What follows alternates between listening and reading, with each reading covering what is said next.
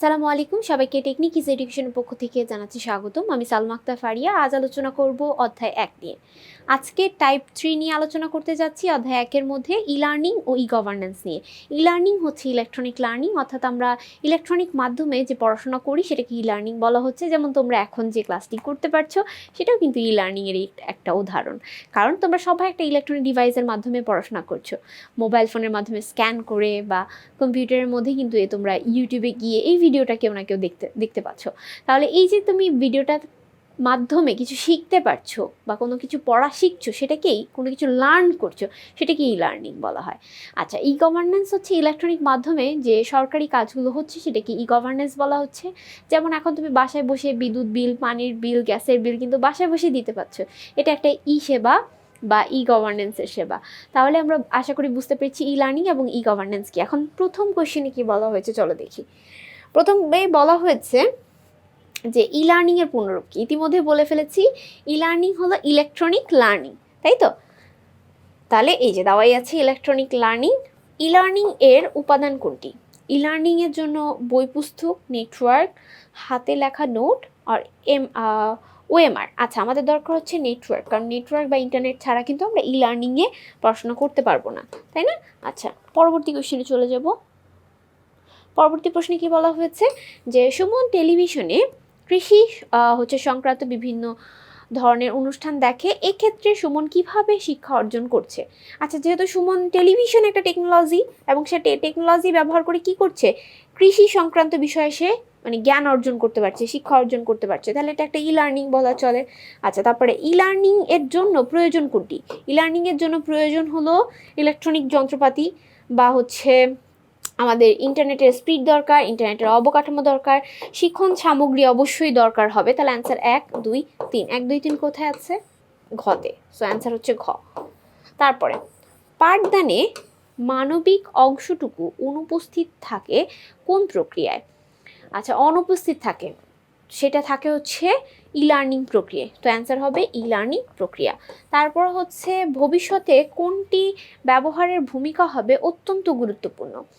অত্যন্ত গুরুত্বপূর্ণ হবে শিক্ষা ইন্টারনেট, কারণ শিক্ষা ইন্টারনেটে গুরুত্বপূর্ণ অনেক বেশি। তারপরে পরবর্তী কোশ্চেনে চলে যাব আমরা, যে নিচের উদ্দীপকের আলোকে পরবর্তী কোশ্চেনের উত্তর দাও।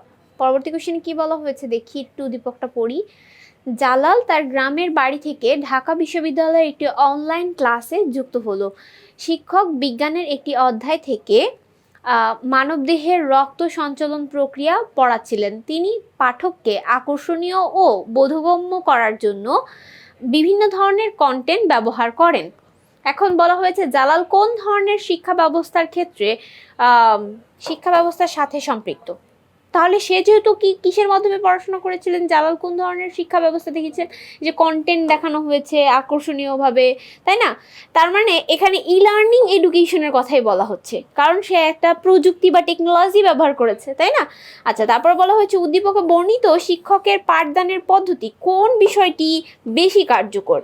বিজ্ঞানের এক্সপেরিমেন্টাল বিষয় অবশ্যই, অদৃশ্য বিষয়সমূহ, জটিল বিষয়সমূহ।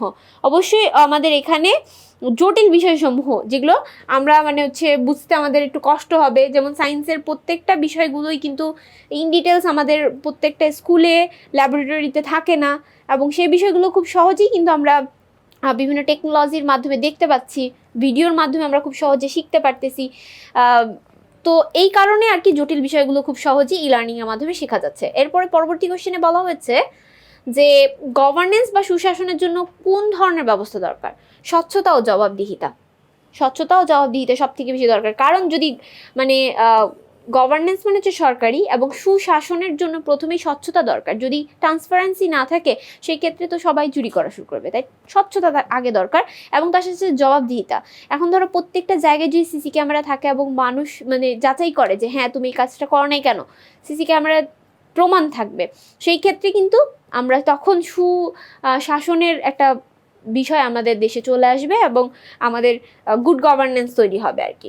আচ্ছা, পরবর্তী কোশ্চেনে কি বলা হয়েছে, ই গভর্নেন্স এর মাধ্যমে কোন কার্যক্রম সময়কাল কত? আচ্ছা, কোনো কার্যক্রমের সময়কাল হচ্ছে, আমরা একটু দেখবো অপশনগুলো।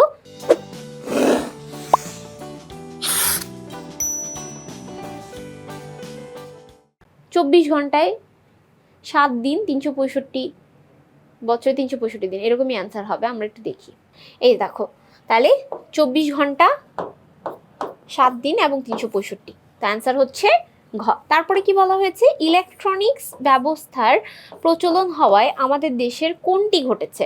হয়রানি ও বিড়ম্বনার অবসান ঘটেছে। কারণ আমাদেরকে আগে প্রত্যেকটা ইলেকট্রনিক ব্যবস্থা হওয়ার কারণে আমরা এখন ঘরে বসে পাসপোর্টের আবেদন করতে পারছি। আমি হচ্ছে ড্রাইভিং লাইসেন্স দরকার, ড্রাইভিং লাইসেন্সের আবেদন বাসায় বসে করতে পারতেছি। এছাড়া আমাকে বিদ্যুৎ বিল, পানির বিল, এগুলোর জন্য হ্যারাস হতে হচ্ছে না, লাইন ধরে সারাদিন আমাকে টাইম কাটাতে হচ্ছে না। আমি ঘরে বসে বিদ্যুৎ বিল দিতে পারছি, পানির বিল দিতে পারছি। আমাকে 2-3 দিন ধরে লাইন ধরে আমাকে এই সকল হ্যাসেল পোহাতে হচ্ছে না। তার মানে আমরা এখন হয়রানি এবং বিড়ম্বনার অবসান ঘটেছে এই ইলেকট্রনিক ব্যবস্থা আসার ফলে।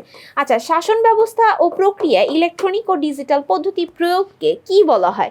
ই গভর্নেন্স বলা হয়, কারণ ই গভর্নেন্সের মাধ্যমেই আমরা এই সকল সুবিধা পাচ্ছি, তাই না? আচ্ছা, তারপরে কি বলা হয়েছে, জেলা প্রশাসকের কার্যালয়ে সকল সেবা পাওয়া যায় কোনটির মাধ্যমে? সকল সেবা পাওয়া যায় হচ্ছে আমাদের ই সেবা কেন্দ্রের মাধ্যমে।